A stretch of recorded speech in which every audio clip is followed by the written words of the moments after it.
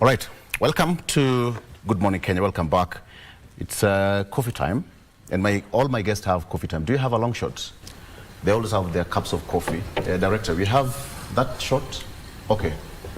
Director ameamua leo, ametuficha white. Very good. You see that? So, Sion, do you have your cup of... Yeah, you have it. Oh, it's KBC. Who is texting you in the morning? Mwambie, you're already on air. No. Tell them you're here. I'm on several platforms, so I communicate with the entire world. He's paying bills. He's paying bills. He's paying bills. What happened? My bills are auto-pay. They're automated. Okay, good to see you, gentlemen. It's a beautiful Wednesday morning, and we can all say that we thank God for this day. Dr. Naftali Nyamongo, certified professional mediator and a governance expert. Wakili, good to see you, my brother. Good to see you. You have been so silent. What happened? Who shook you? You know, somebody shook you somewhere. No. There is a time and a season for everything. So this time was for me to go to the mountain and have some... Which mountain did you go to? Recollection. You know, the mountain is relative. Prayer mountain. Wow, okay. So Sion also went to some mountain to pray, and I'm glad that his prayers were answered fully.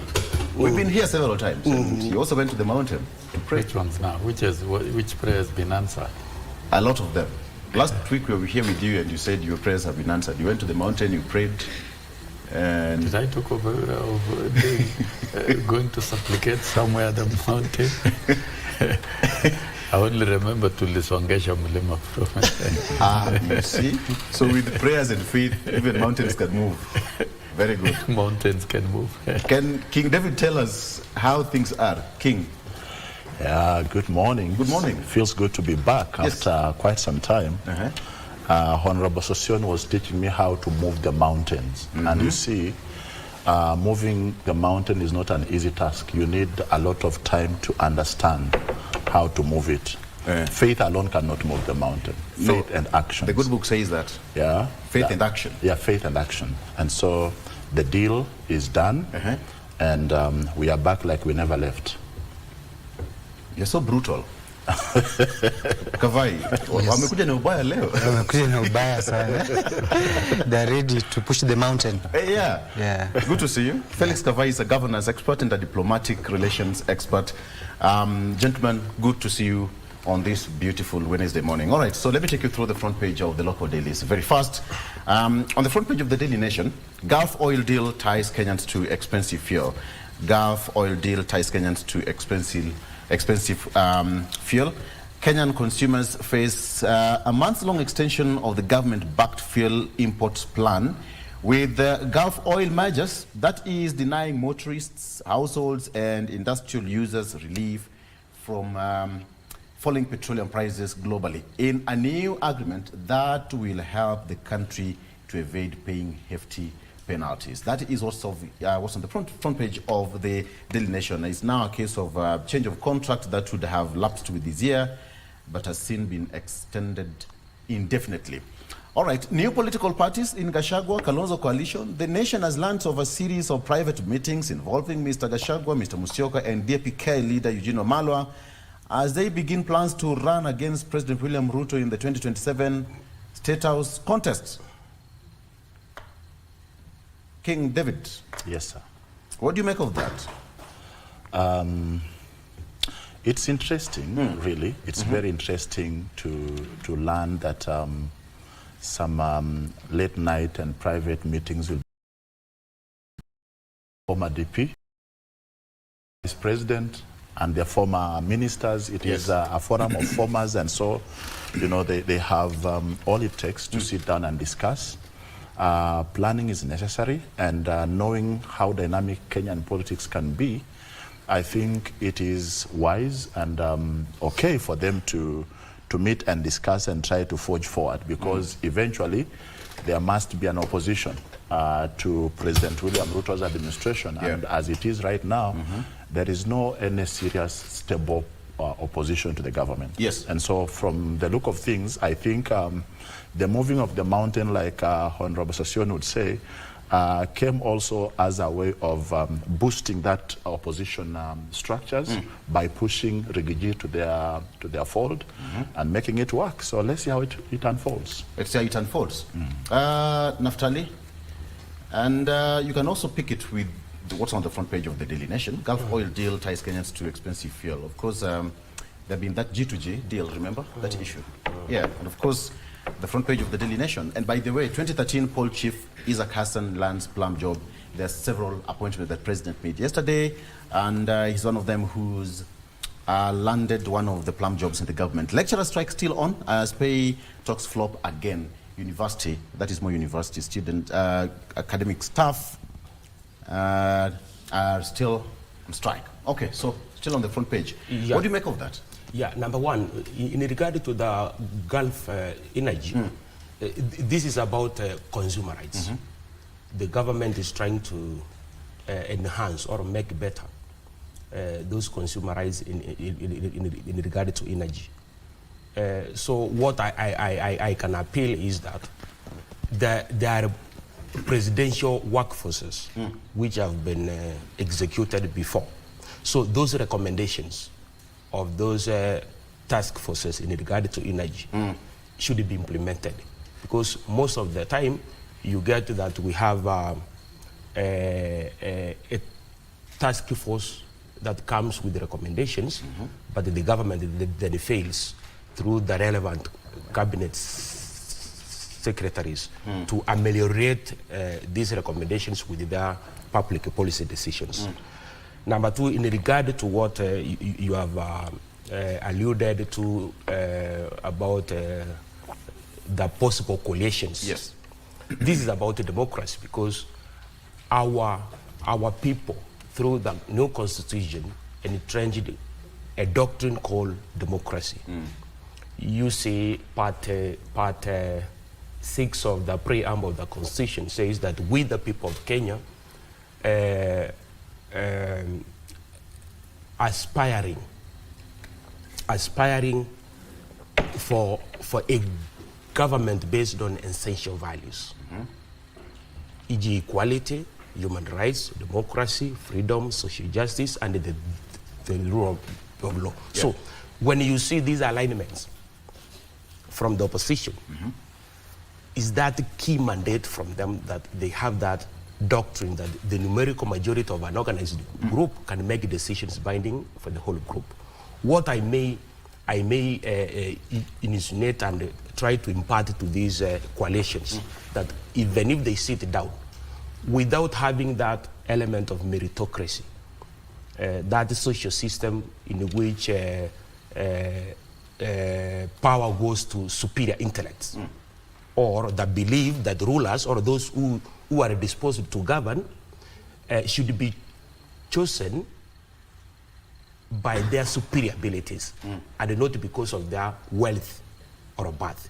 So when they come together, the Mountain, Rigiji, and the Kalonzo Musyoka, you see, they have to again accept their weaknesses. Are they fit for this office? Do they conform to the established standards, or that legality, moral law, or social convention? Are they fit?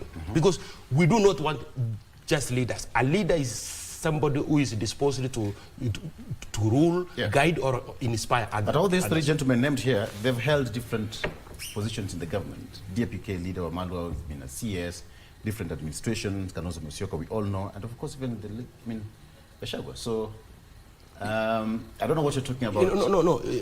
When you look at some of them, I may avoid mentioning names. Okay, I hear you. Some of them previously have acted improperly. Okay. And even our public institutions have investigated them and have given them fair hearings and have found them culpable. So it is high time for them to think otherwise. They may come together, but to front another failure who is disposed now to inspire others with confidence, because we need that unbroken and undivided completeness from a state officer. Not just only because I have wealth or I come from this place that now I can govern or I can rule. When you see this, okay, it's on the front page of the Daily Nation. So when you see Kalonzo Musyoka there and Gachagua, apparently all of them are dressed almost in the same outfit. I don't know if this is maroon or red. The editor was a bit specific in the choice of the pictures there. So, Shane, what do you make of this? Because 2027, it seems that it's just across the fence. I think it's too early to, particularly for government to begin bothering about those thinking about 2027. President Ruto and Kenya Kwanza are extremely focused in delivering the promises made to Kenya and transforming the economy. Look at the inflation has settled at 2.something% down from 9%. That's tremendous efforts. And so diverting attention to look at some people are thinking about power, nothing outside power, and thinking about 2027 will actually be missing the point. However, they have every right under provision of Article 38 of the Constitution to organize and to think whatever they want to do in terms of political rights. That's provided in the Constitution. Yeah. But that aside, Victor, as I have said, the president is now focused, and he has his own team, and is deeply involved in the delivery of the key agenda of his government, transforming agriculture and ensuring that there's food sufficiency and farmers get value for what they're doing, and that is focused in manufacturing and value addition within that space. That of course, there are strong indicators on the same. Doing a lot of work within the MSME space, because any economy will thrive most through the MSMEs, and there's a lot of work being done there, and there are indicators. The ICT infrastructure, in fact, expansion of about 18,000 kilometers of the optic fiber, and actualizing the utilization by the Kenyan youth and focus on having ICT hubs. That's a key delivery, more important than people who are organizing politically. The housing is taking shape, and so let's not forget. And let us not forget also. Let's also not forget, Mr. Sosion, that the then Deputy President started to what was called to campaign immediately after the election in the second term with President Uhuru Kenyatta. Let's not forget that. We've been here. So when you say that, let's not focus on these people. Now I'm telling you. You've been in that platform, and you know how... William Ruto and Rigathi Gachagua are two different individuals. This is Kalonzo Musyoka and Rigathi Gachagua and DPK leader. And who have been DPs, the two of them. Is there any problem of the two coming together? Or any other coalition, or any other formation? It has no impact at all. It will have no impact in the long run. Completely, absolutely. And that is why I'm saying we should not focus. And that was on housing. It's a key thing. And then now the main thing that is on the table, which is dogged by a challenge of Kenyans registering, some not even having IDs, and they're reporting in hospitals, is the rollout of universal health care. And those things are being fixed. So these are key things that need to be handled. We are talking about lecturers being on strike, so we need to fix the challenges within the education sector and ensure that the delivery of education in this country is equitable and of good quality. Those are primary issues that we need to talk about at the moment. I'll come to that. But now wasting time on people who have no impact on government policy between now and 2027, I don't think it has any political value at all. Very good. Let me hear what Oga Kavai says. Oga. Oga, good morning. Good morning. Good to see you. Thank you. Good to see you too. What do you make of these two headlines? Gulf oil deal ties Kenyans to expensive fuel, and of course, we started seeing these two gentlemen even before the impeachment, Kalonzo Musyoka and Rigathi Gachagua. So it's not surprising that we're seeing this today. Yeah, correct. It's not surprising that we're seeing Gachagua moving closer to Kalonzo with the possibility of forming a coalition.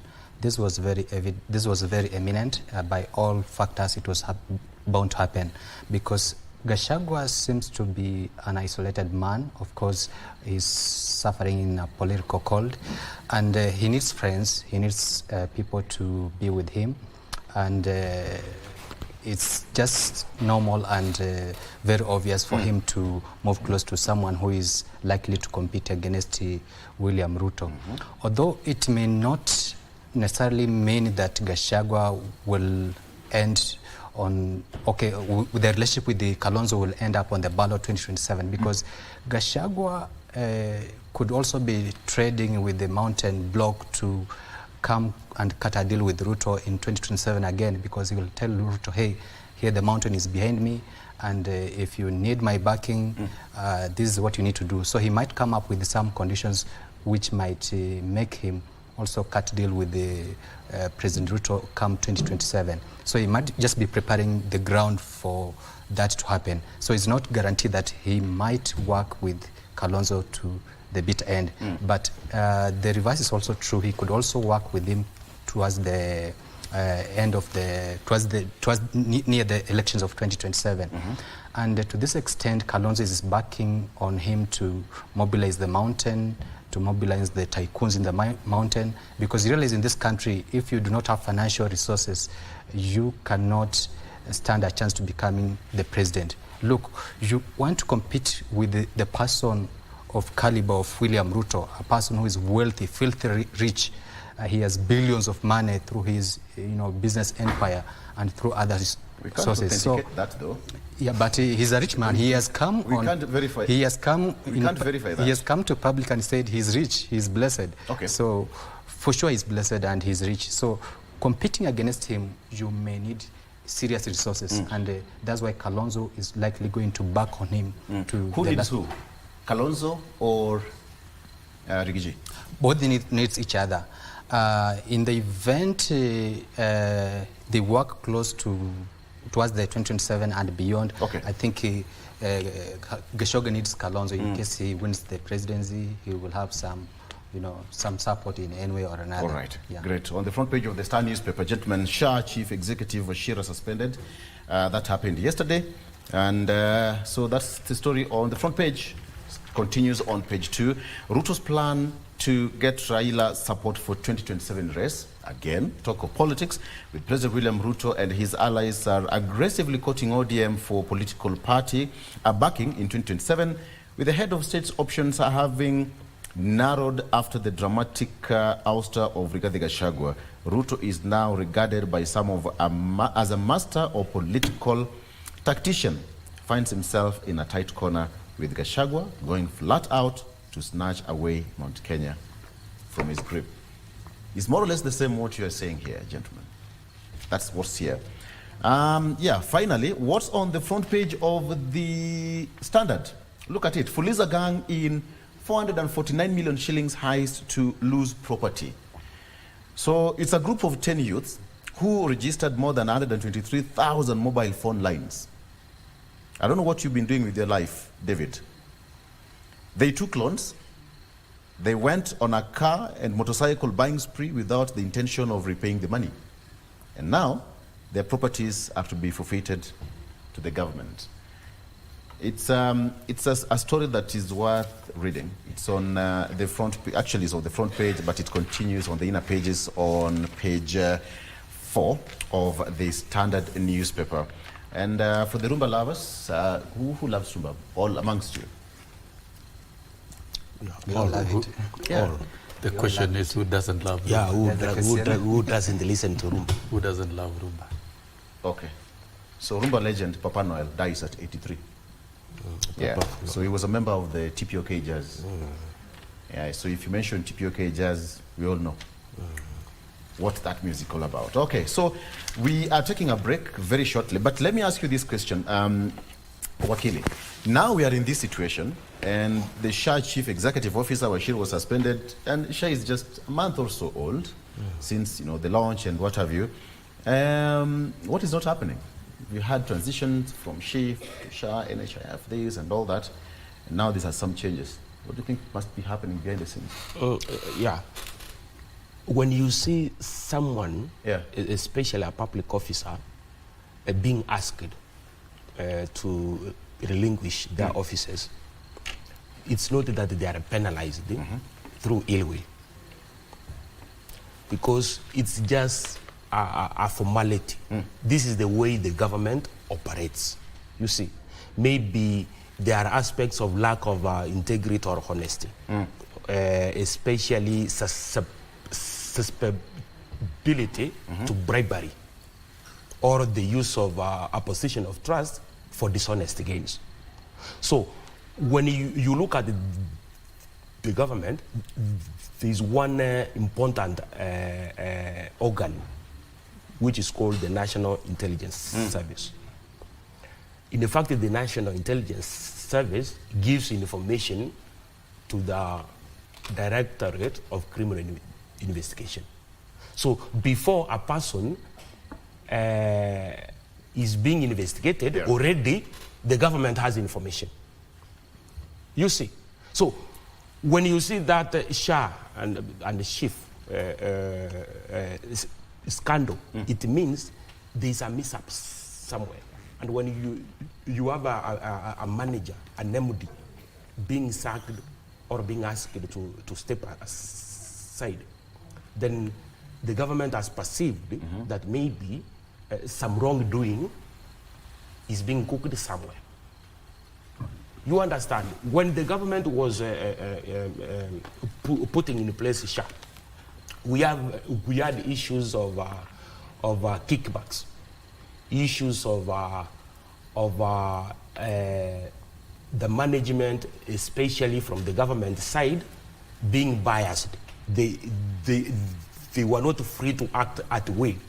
So a person maybe from the higher level, cabinet secretary, was trying to intervene through improper motives. Yeah.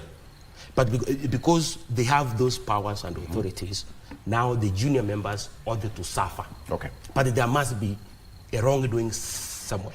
There must be a wrongdoing. Very good. When you come back, I want us to talk about the state of education and state of economy and our foreign policy.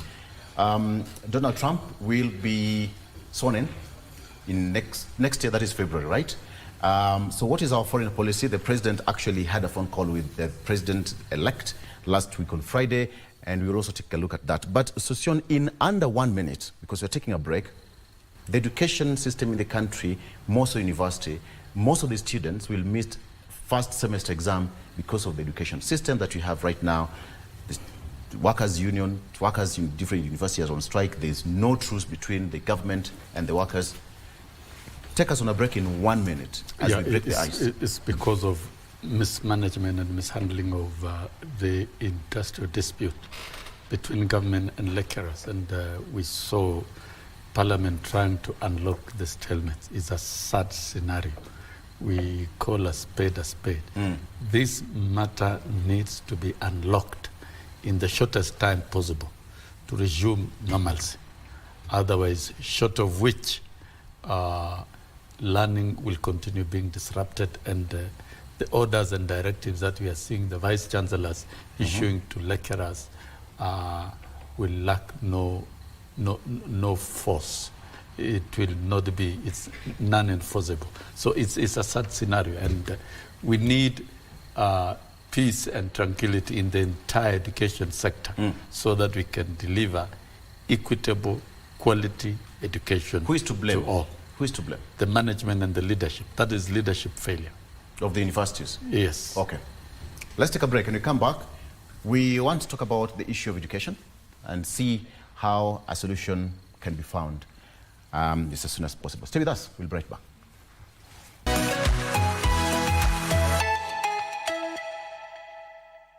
Good. What is the state of education in our country? David, what is your take? You know, Victor, I have a little bit challenge on how the government is organized.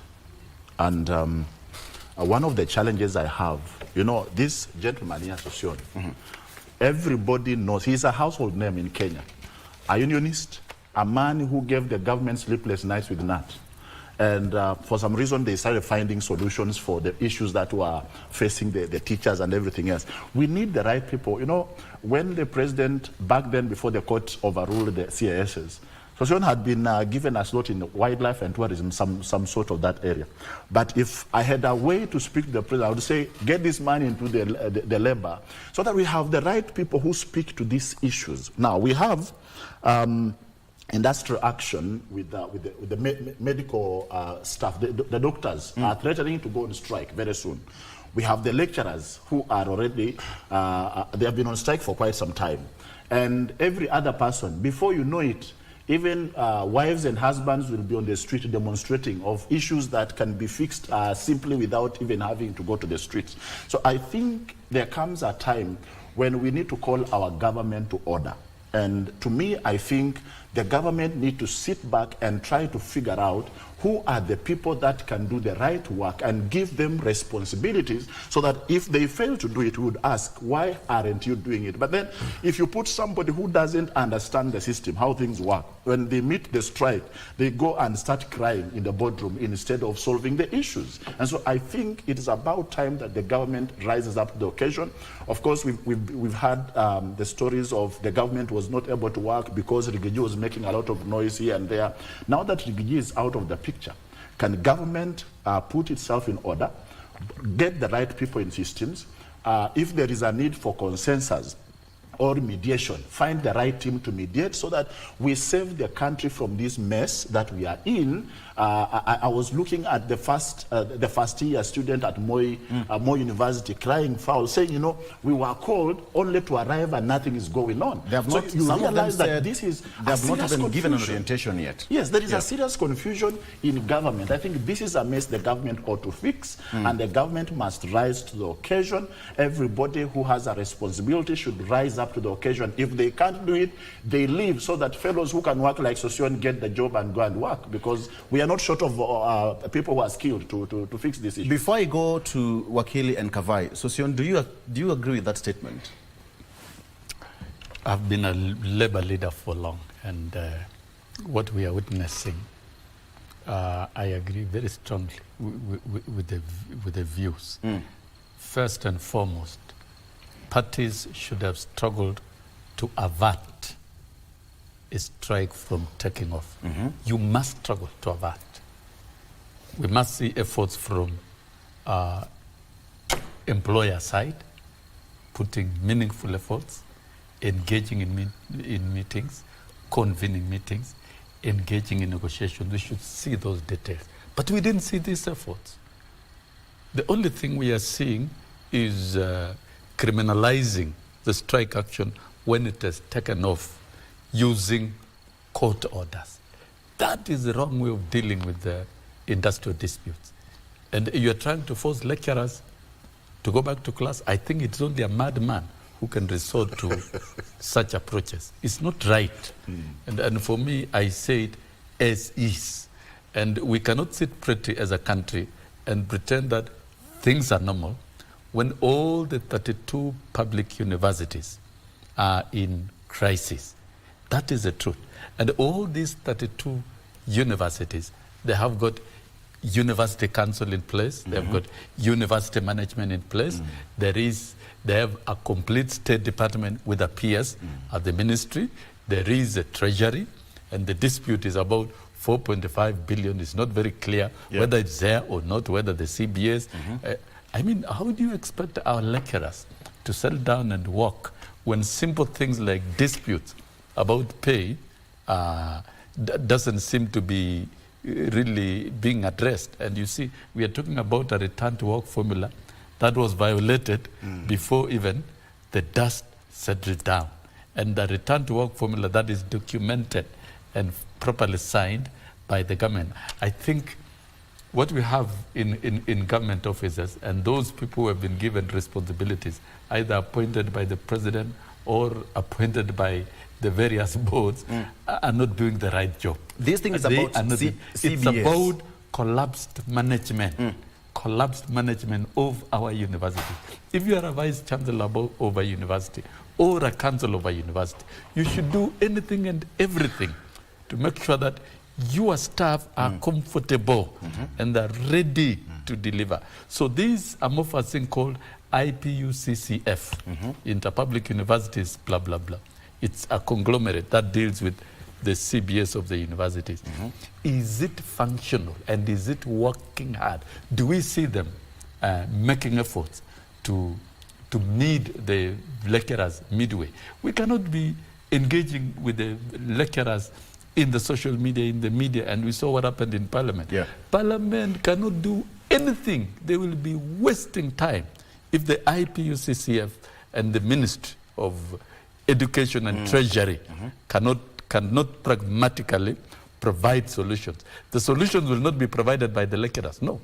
The lecturers have given their problems, and consistently so, and rightly so. The solution lies with the Ministry of Education and Treasury, and and they should engage in candid engagement. So generally, the entire labor sector, from basic to universities, we should have a motivated, happy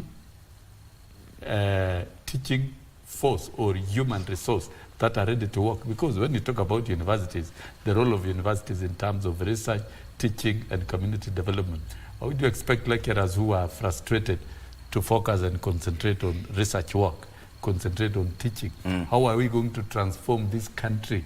And of course, what goes on in the universities is linked also to the bottom-up economic transformation agenda. And we need thinkers, and thinkers need peace to concentrate. They need to be stable. So I think somebody is sabotaging the country.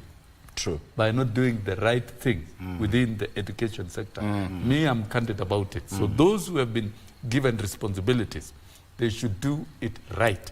Don't run away from your responsibility. The case here is 4.2 billion shillings, Naftali. And as a mediator, Mr. Sosion says that this ought to have been averted because the lecturers gave their strike notice. Sure. The time lapsed and they went on strike. 32 universities are now on strike. And what we have is that some of the universities are now telling students to clear school fees before they start their exams in December. And here, there is nothing happening in all these 32 universities. The university funding is also a case in point to be discussed. What is happening, based on what is also said? Yeah, Mr. Law, you will allow me to agree with the King David that there are people who have particular expertise, and we need to acknowledge and recognize them. Because without expertise in a particular area, then that area will not work, will not function effectively.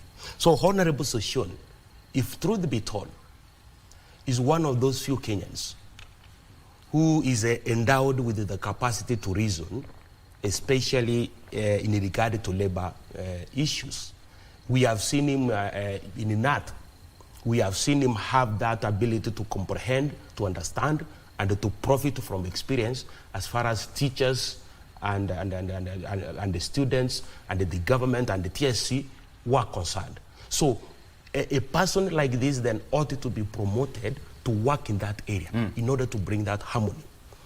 When you look at our education system, Article 53 speaks about free, basic, and the compulsory education for our children.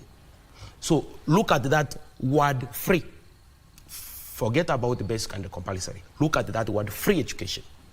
This free education is the same that has been entrenched as part of our economic and social rights in Article 43. So free here means in addition of our education being seen to be able to work at will, not hampered, not under compulsion or restraint, not held in servitude, our education system ought to be costless. Yeah. Free means costless. Up to now, our education is costly. So these are the factors which we need to have decision makers, like Honorable Sosion, right, appropriate, proper decision makers to ameliorate our policy, our education policy with our sustainable development goals. Because in his words, and you will allow me to quote the Reverend Dr. Martin Luther King Jr., The function of education is to teach one to think intensively and to think critically. Intelligence plus character, that is the goal of true education, full stop and unquote. So when we have the right policies, when we have the right management, when we have institutions working in accordance with the Constitution, exercising their powers and performing their functions in accordance with the Constitution, then we will have an education which is capable of thinking or expressing itself in a clear and consistent manner. Because we needed to fix it. It is part of our rights and the fundamental freedoms which the framers of the Constitution referred to as they are inalienable. Inalienable means they are incapable of being recuperated or transferred to another. They are not subject to forfeiture. So our education system has to be right. What I may pick as one of the impediments, like now from people like Soshon, is that they are products of other systems, like now 844 and the rest. That is why now we have the CBC. With the CBC, you know a child right at the PP1 level that they are fit for a certain field. So that when now the child is grown up, is now disposed to have that quality of being adequately or well qualified physically and intellectually to work in that particular field. So it is very important for us to come up with those policies that bring harmonious relations in our education system. I'll come back to you, John, shortly, because last Friday, Daniel Mugende, who is the chairman of the Vice Chancellor's Committee, said that there is no money to run the universities there, and the operations are almost coming to a standstill. He said that. But Kavai, looking at it this way, 32 universities going on strike in Kenya, and the money in question is 4.2 billion shillings. But the biggest one is return to work formula, as he said, and the CBS. Why is it that CBS are always a very hard nut to crack? Well, CBS are usually a hard nut to crack simply because when they are being arrived at, usually in most cases we've seen occasions where the government will only respond through a knee-jerk reaction when something has already happened. So in that process, they would just go to the table to come up with an agreement just to appease a particular institution for that particular moment only, hoping that over time the stakeholders which were involved will maybe forget about the agreement that they had come into agreement with. So usually it's just something that the government hopes to, is intended to be fulfilled to the entirety, but usually in most cases what we've seen is never fulfilled to the full entirety. So it simply leaves us thinking that usually the government just comes in to maybe cool the situations at that particular very moment. So that's the whole reason why most CBCs don't seem to work. What's your take on that again, Mr. Sosion? Because you've sat on these negotiation tables a lot of times. Why is it that CBS are always not so easy to honor? Because what we're talking about is the 2012, 2025 CBA. In terms of industrial relations, where a country embraces functional industrial relations, collective agreements are entered mutually, freely, and without any duress, completely. Because the employers must project the availability of money, and by the time you append your signatures, on something that you know you are going to meet, and that is why there are free negotiations, no duress. And once the CBAs are entered, they are registered in court, and they become legitimate documents. And return to work agreements are also legitimate agreements that must be respected. To me, I have watched employers over the years, particularly those of government, employers in the private sector are more responsive. They are thorough because they would not like to see a minute or an hour lost in disputes and strike, because that's a business entity. But those in responsibility in government are lazy. They don't care. They don't even apply their minds. And they see pressure from workers as trouble. So they don't even read. They sign, some of them append to documents that they don't understand, and they don't take responsibility thereafter. And that is why there's a lot of confusion. And so CBAs in government have been a big issue because of irresponsibility by those in management. Irresponsibility. But where you have responsible management and responsible leaders, an employer will do anything and everything to avert a strike and to ensure that an agreement is respected. CBAs in government are funded by the Treasury. So once they are signed and agreed, and of course approved by SRC, because they must be certified and approved by SRC before they are registered in court. And once that is done, it becomes law. Yeah. I don't understand how such is also retracted, because I think those in the bureaucratic space of government look at CBAs as rubbish. But I think it is now time they understand that it is law. In fact, the previous strikes, the strikes that we have had for the last couple of months, have been to do with violation of the provisions of CBAs which were mutually entered. It is not the right thing to do. Universities, so I would say yes, the failure is with those responsible within employer spaces of government.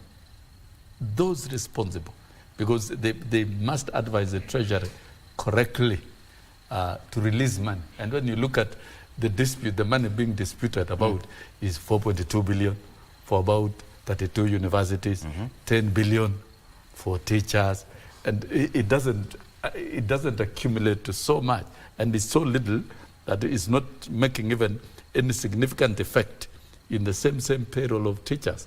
So I don't think we are treating our workers right. I don't think those in those bureaucratic space are doing things right. Once you enter a CBA, at least the beginning point, honor it in totality and in full. Okay. Then we can only have disputes in negotiating new CBAs. And when you are negotiating a new CBA... Naftali really understand. Yeah. When you talk about disputes resolutions, Naftali. Now, you have alluded to mediation, because I consider unlikely that people will mediate with ill motive, because one of the principles of mediation is that you come with clean hands, because this decision, which is going to come as a verdict, will come from the disputants themselves. I, as a mediator, will act as what? A neutral party, listening to the dispute. Because I, Naftali, am a certified professional mediator, and I sit in the court annex mediation tribunal at Milimani Law Courts. So I've done these cases, and I would like to urge TSC and NAT and other stakeholders that the best way is not to go to litigation, the normal litigation, because normal litigation is time consuming. That case may be heard and determined after 1 or 2 years. Normal litigation is costly.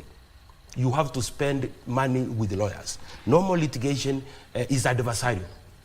I mean, at the end of the day, we will have a win-lose situation. But with mediation, we have a win-win situation. This is why the framers of the Constitution envisaged the guiding principles of judicial authority in regard to our courts and the tribunals, that alternative dispute resolution, including reconciliation, mediation, arbitration, and the traditional dispute reconciliation should be promoted subject to clause 3. So when people sit down, when the teachers sit down, in fact, they are revising what they had put in place. Yeah. So if it's about a CPA, instead of them going to court, let them ask the stakeholders to have, again, a receipt and deliberate on any issues which may be in contention, instead of going to where? Litigation. Because I know mediation, negotiation, reconciliation is the best way, not only even for teachers and the government, but for the people of Kenya. You see, Victor? Yes. I don't find an issue being mediation, litigation, or all these other things. I still find the Kenyan biggest problem, and Mheshimiwa Sosion alluded to it in his submissions earlier. We have a problem in our country where some people or somebody somewhere decides to sabotage the government that is feeding him or her. Why am I saying that? He speaks of something that comes in a manner that we sit and agree. Like he says, we mediate, we agree, we say this is the way to go. And you sign. And we sign. But the moment we sign, somebody claps and say it is done. Now you can go and continue suffering, and we are waiting for you to come back to buy more time. Yeah. Nobody is so responsible to follow it up. I was privileged to be part of the team that joined some of the economic, it was called economic something during the campaign of President Ruto, regional economic blocks, where we could sit and give some submission on what we need to be done. Yes. And then you'd realize that shortly after election, these economic submissions and whatever were forgotten. It is a thing of the past. Somebody will again remember this when campaigns start. They'll come and say, hey, we had a conversation, let's talk again.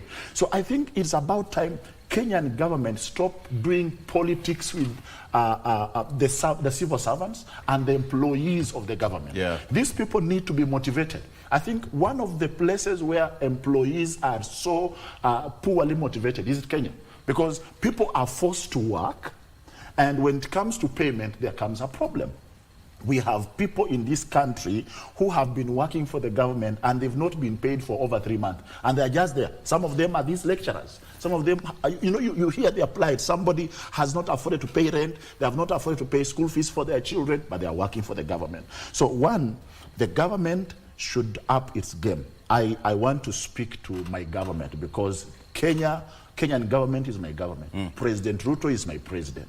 I would say this to the president: please look around and find the right people for the job, because what we are missing in this country is having the right people to do the right job. Can universities sustain themselves? So in one probably, can universities sustain themselves without government funding? No way. Of course, universities majorly depend on government funding to survive. No way. That's a fact of the matter. Universities are public entities. Yes. And public entities that must be funded by the state. And that is why we are discussing about a funding model that capitates every student and through scholarships and loan, so that money can flow to the universities. Until and unless we deliberately fund the universities adequately, the universities will not be able to generate its own income through research and other programs and what you call self-sponsored students. Those are alternatives. They only complement, but it must be largely funded by the state. So what is the priority? The priority is to avail money, and I think President William Ruto, through the education charter, and he agreed the universities were collapsing through funding, through poor funding, elevated the funding of universities from 54 billion to 84 billion annually. But the mode of funding, channeling money to the universities, had to be revised so that it is student-based. And that is why costing of the courses had to be done. But you see, enhancing from 54 to 84 billion is a great step. And enhancing higher education loans board, loans funding from 13 billion annually to 30 billion is a great commitment by government. Yeah. Now, what we need to do is to revise and check exactly what is happening. Is the money being wired as was agreed. Do you think the government has enough money? As a funding model, because it was do you think the subjected government has enough money to fund the universities? If it does not have money to fund the universities, if a government does not have money to fund education, then it has no business to be called a government. The government must have money. Number two, Victor, the money is drawn from taxpayers, and I can tell you, may be Kenyan government, not even from the Minister of Education, because we have seen the president appearing to be the president at the same time to be a CS, workaholic. Okay. That is the major problem. You know, if the president sat down and listened to the cabinet, because cabinet have decisions, responsibilities, and accountability. I'm sure he does. Individually and collectively. I'm sure he does. The problem with the president, our president, is that he ceases to be a president, then he comes down to be a CS. You know, if you usurp powers of your junior, and then you want to implement what you think is the best. I don't think. No, so. no. I'm okay. I may be wrong. Okay. Because it's my personal opinion. It may not be based on. It's not a judgment based on observable phenomena or an influence by emotions or personal prejudices. I'm only giving what I see the president is. Yeah. He is excited in anticipation. He wants to see every ministry work best. So in the process, he ends up usurping what? The powers of the juniors. Do you remember one of the town hall meetings where he was supposed to discuss about the funding model? Yeah. The CS for Education, the Honorable Julius Migoso Kamba, was there, but he denied him the chance to elaborate or to explain to the people of Kenya from the level. The CS was still new in the docket. No. I'm saying there is nothing like being new or fresh. When you enter into the office, you get acquainted with the policies. I disagree with him. I don't want to take a break. For this matter, I would want to disagree with him just slightly. Top of the hour. Just slightly. I disagree that president is taking over the responsibilities. Okay. My thinking is, it is the people that are given responsibilities who fail to understand. And you see, if I'm a leader... What Sosion talked about, the structures and the system that people were put in place to actually to put the right people. Exactly. And, let's take a break. It is important. I want to fill your cup. I want to fill your cup, Mr. Sosion. Now, Very good. Even as we take a break. No. Let's take a break. We'll be right back. I know what stops him. I know what stops him, Director. Let me fill his cup. Coming back shortly.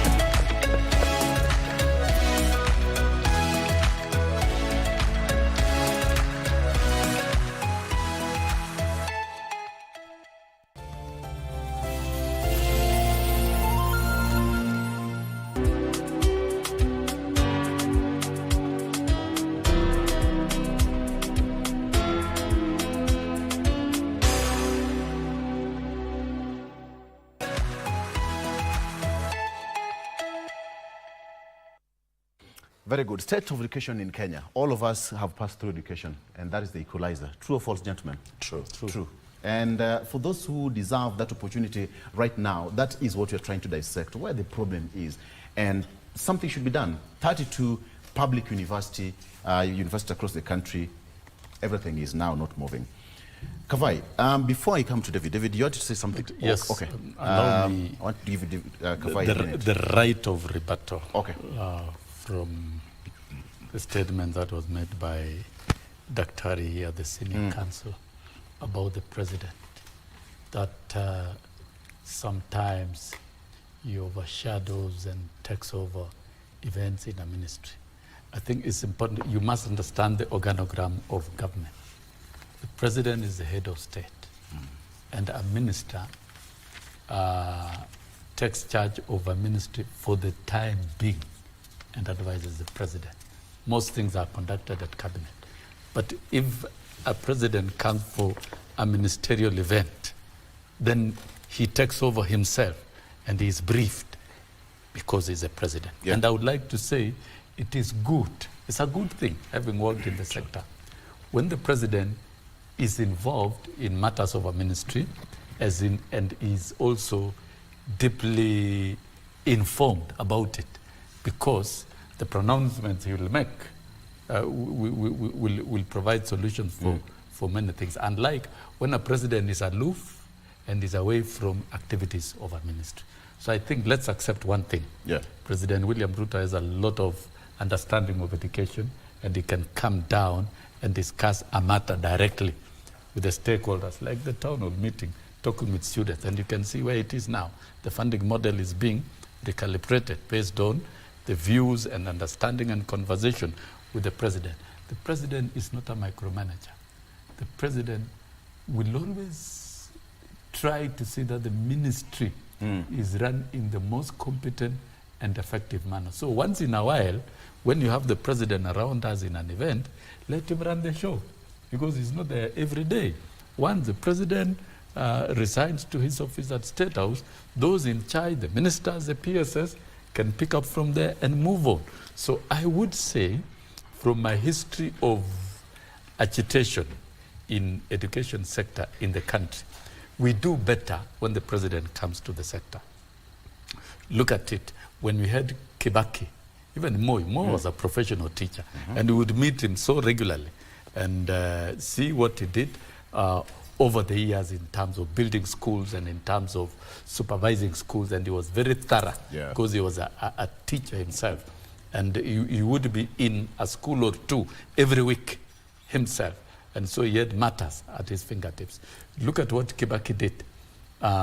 By involving and engaging with NAT, we entered an agreement of collecting taxes in the country, paying for free education. It became a big legacy on him by getting involved. And of course, look at the people he deployed to the ministry at the very early stage. George Saitoti, a former Minister of Finance, a former Vice President, was deployed as a minister. And a lot of work was done. And so when you have a president concerning himself with education, education does better. So from Kibaki's involvement, a lot of funding came into education, free primary, free secondary, and then now building of universities in every county by the time he exited. So that the entire 10 periods, it was Kibaki putting money. Great. We had Uhuru, but of course he had his own issues. But you see, when he had this common sense around education, he would get things coming in. President William Ruto, before taking over as president, we sat with stakeholders, signed a charter, discussed so many things, which are very extensive.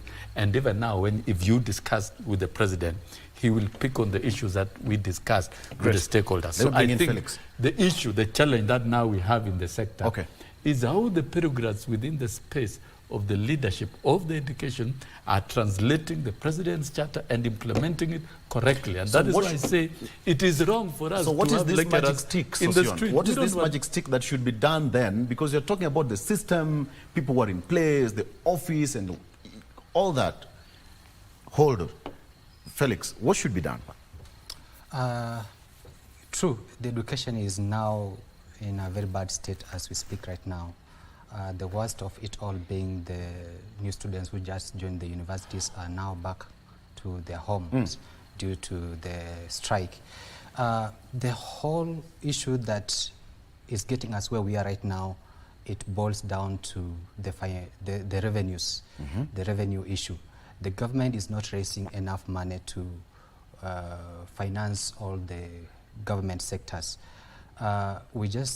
The government is not raising enough money. Yeah, of course we've seen on a number of occasions where KRA has not been able to meet its targets. 4.2 billion shillings is not so much for the government to fund education, Felix. It's true, it's true. 2 billion is not too much to fund, but you realize the 2 billion you're talking about... 4.2, yes. 4.2 billion. Yeah, yes, it's okay. We have some other sectors which also needs the funding. And if the government is not able to raise all this money in the right way, or if it's not ready to raise this money, then it becomes a problem to even find the 4.5 billion that you're talking about. So I think for me, where I sit, I think it's all boils down to the revenue issue, because the government needs money and there's not much money to pay for all these workers. If there were enough money, we wouldn't be having a situation where we can see county government going into months and months of not paying the workers. So clearly there's a revenue issue that this government needs to tackle. And how do we solve the revenue issues? The government itself is not supporting the business environment well, where we've seen businesses are closing down each and every day. If you just walk down the streets, you realize a lot of shops are closing down because people are not able to raise rent for their shops because of the low purchasing power from the consumers. And this just boils down to an indication that there's not much money in circulation, and the little that is in circulation, people are still withholding. So revenue is the issue from where I sit, and I think the government needs to do whatever it can to support the revenue collection measures from KRA, and that could be through supporting businesses to raise enough money to transact well, new companies, new investors coming in. Yeah. So for me, it's a revenue issue. It's a revenue issue. Then another thing, I think, okay. Over time, we've realized that the public universities have been suffering financially. They've been finding it difficult to, to meet in the financial obligations. And there's a time we had of an occasion where there was a possibility of bringing the private sector to, to take over some of the public universities which are not able to meet with the financial obligations. And I think it was the right way to go, because if the private sector comes in to take control of some of the public universities, it will be at least something that would help in one way or another to help manage the the revenue issues that these universities are suffering from. We also have a lot of blue chip companies in this country which are making billions and billions of money in terms of profits. I think the question we should be asking ourselves is, when these blue chip companies make a lot of profit, do they have a CS program in place that supports maybe say like the students, like what we've seen some of the banks, through sponsorships. So we need to come up with a law in Parliament. I don't know if it's there, but I think we need to come up with a law where if a company makes a certain amount of money, it should set aside a certain percentage by law to finance critical areas like the education. Yeah. Okay. David, you're shaking your head. I've been shaking my head over the issue of government not having enough revenues or not being able to collect enough taxes. The issue is not about taxes or revenues. The issue is management and poor communication. Let me add that. Management, because one, the government has all it needs to set in motion all the resources that are needed. The government has money. There are things that the government does. You look at it and you realize that the government has plenty of money that needs to be put in place to fix. You see, when you have misplaced interests, in President Kibaki's era, the man did the best of his administration to make sure that the message of education is communicated down to the least, that everybody understands the value and the importance of education, and it was free. And he said, if we find a child at home, we will arrest you as a parent. And everybody complied by making sure that you take children to school, and schools gave what it was required to make sure children are in school. So it is not about revenue, it is about having misplaced interest. And earlier on, you asked Daktari about the suspended SHA CEO. And you'd realize one of the reasons, if you follow, you'd realize that the government has a very sensitive information, because you'd realize since the rolling out of the SHA, we've been having cases of people are going to the hospital, they are told you cannot be served, and this and that is happening. Then the government looks at it. Why is it that this thing is taking too long to upgrade? Because the message was, we are trying to upgrade to the new system. But why is the system taking so long to upgrade? you realize wrong mindset or people who are sabotaging this. So the poor communication, people need to find the right information. People need to know that if I need information, for example, about the education funding model, how do I fund this information? Because we've had cases where people would go to their cyber, according to the reports that were in public domain, people were going to their cyber and then they just feel whatever they want to feel for you. Then when you go to the school, you are told you are in a wrong band.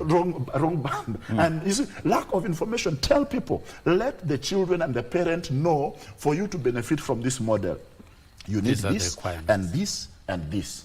Go to this place. If there is a need, go to university. Let there be a help desk for students. You know, when I get to this tent, I'll get this information. I'll be placed in the right band. But then when you leave everybody to do everything by themselves, tomorrow we find ourselves in a complicated and confused environment where people feel that there are some children who go because they're shy to say, my father is a poor man. They shy to say, my mother is a widowed peasant farmer. You know, they want to present themselves as we are coming from a very able family, only to realize the information they gave was wrong and things are hitting hard on them. But where is the problem? The problem is lack of proper information. Allow me to speak about our neighboring country, Uganda. I saw something last week that was going on, immunization on polio. And then you would go in villages, there is these public barazas where people come, health workers come, leaders come and sit with people. They tell them the importance and the value of this is this. So make sure your child is vaccinated. We need information shared well, and there is resources put in the right places. It is wrong for us to have, when it is issues to do with political affairs, money is rapidly available. But when it is something to do with the development of the country, economics, the coffers are dry. That is wrong. Very good. So, Sosion, it's about the 2021-2025 return to work formula. No collective agreements. Yes. And that is where we are right now. And we are seeing a situation now that if it was not put in writing, and so now the CA has actually been summoned by the Education Committee of the National Assembly to shed light on what is going on. So what do you think should happen in once and for all, so that universities cannot sustain themselves, even with the school fees? The government says there's no money. CBA is also here. So, straight jacket we are in. In the education charter which the president signed, the president committed his government to respect collective bargaining agreements that are signed with unions. That is a key statement. So the president's position is already very clear. But if you get back to the unions in the education sector, in the basic education towards 2021, the busting on unions by Uhuru administration was on another scale. And they ended up signing a CBA without salaries. I have never heard of a union anywhere in the world that negotiates a CBA with no pay, and you sign a CBA with no pay for 4 years. That is an indicator of molestation, high-level molestation of our teachers. Yeah. And if you look at what the lecturers are arguing about, is that the CBA 2021-2025 has not been even agreed upon nor implemented. And the argument that we have now is about availing 4.5 billion. Can you think, Victor, 4.5 billion just for meager pay of our university lecturers becomes a big issue that money is not available. When the president came in and looked at the share deductions and all these statutory deductions, was going to affect many teachers. That is why he directed factoring in of 7 to 10% to cushion them. And that translates to about 22 billion in the 2 years. Yeah, because the president was wondering about workers who signed an empty CBA, and they're expected to be subjected to a lot of deductions. So who lied also to them? Expected to work. Who lied to them to sign an agreement without money? No, of course they were intimidated, you know. And you know why I left. I left because I stood very firm that the right things had to be done. The government lied. But the dictatorship of that administration really was on the highest level against workers. Okay. And this is what Kenya Kwanza administration is trying to correct. And I want to believe these issues with the lecturers, the Ministry of Education and Treasury should clear it once and for all. We should have our lecturers back in class so that we only deal with the only challenge of funding model and how to avail money. Which a case is now, coming up Victor, the question is, next month. The question is, the solution to all CBAs is availing money. Can Treasury avail money for the CBAs? And we stop these disputes so that then we allow the new funding model to keep injecting life to the university so that by next year, by the next financial year, we should be evaluating the financial status of the universities as coming back to normal, and also we should be evaluating the motivation of staff at the universities as being comfortable. Look at Moi University. Now is an ISO. It's a university shutting down because of mismanagement. The problem we have in this country, particularly in the education sector, is poor leadership and mismanagement of institutions therein. Even if you bring an angel president and you have the wrong people managing those institutions, the problems will persist. Great. So I think there needs to be a lot of surgical review of the leadership of these universities, restructuring them, and even of the entire education, so that we have the right people leading in the right positions, so that the human resource in the entire education sector is motivated and is ready to work and is ready to participate effectively in the transformation of the country. So let us not talk about lack of money. The money is there, the citizens are paying revenue, the limited money that can be availed, let it be availed. And proper negotiations, proper agreements entered into with the unions. But don't pass the unions. Don't mistreat them. Don't put off unions. Don't do those. Those are primitive and draconian actions that should not be applied. Let's come back home again, briefly, because we're running out of time, gentlemen. How is the economy doing? Daktari, state of economy? Before the economy, please. Time, we are out of time. Please, a minute. Because it is highly recommended that we look at what the law says in regard to the cabinet and their decisions and their responsibility and their accountability. And this is according to the procedure laid down in Article 153, Sub-Article 2, that cabinet secretaries are accountable individually and collectively to the president for the exercise of their powers and performance of their functions. So when you look at decisions, this decision is not from the president. It should be from a cabinet secretary. When you look at the responsibility, it is not about from the president. It is from the cabinet secretary. Delegated powers. Yeah. When you look at accountability, I'm contemplating Article 153. Decisions, responsibility, and accountability of the cabinet. So the president ought to give latitude to a cabinet secretary, and in this case, a CS for education, to make decisions. When you look at the Oxford Dictionary, the word decision means the act of making up your mind about something. So this act of making up your mind about something Oxford University is not the president who should indulge. This is it is the cabinet secretary. So you're saying look at that. You're saying that it's the cabinet secretary to advise the president. Yeah, on matters of the president. On matters of education, is the cabinet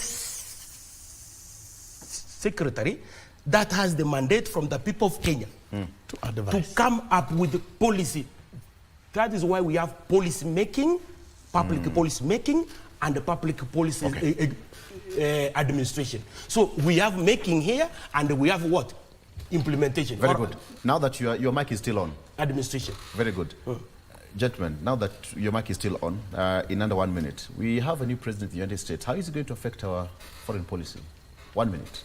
Number one, we had an agreement between Joe Biden and William Ruto. Yes. The viewers should understand that that agreement were not between two people. It was between two governments. Yes. The government of the United States and the government of Kenya. So it will be rolled over.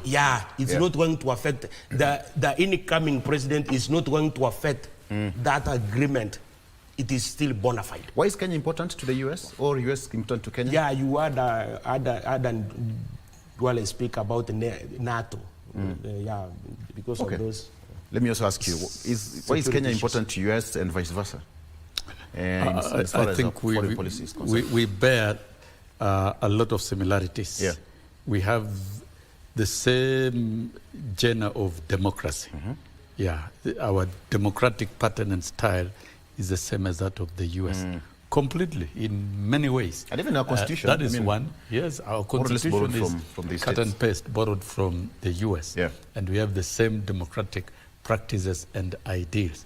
That is one. Two, we have been a partner with the US for a very, very long time. So Kenya is a strategic partner on global issues to do with security and democracy and governance to the US, regardless of which political party is leading Kenya and which political party is leading the US. That partnership That's what is they call G2G. G2G. Government to government. Yeah. Those are your own words, but I know. But he said that it doesn't matter who is in power. It's about the government. It doesn't matter. Yeah. Uhuru was there the other day. There was partnership, and there was Obama. There was Trump, and then Biden came, and then here we have Ruto. There was Joe Biden. Now there's Trump. That relationship, bilateral relationship, and partnership will continue. And I think we have seen one of the few African presidents that the U.S. president-elect Trump has talked with is President William Ruto.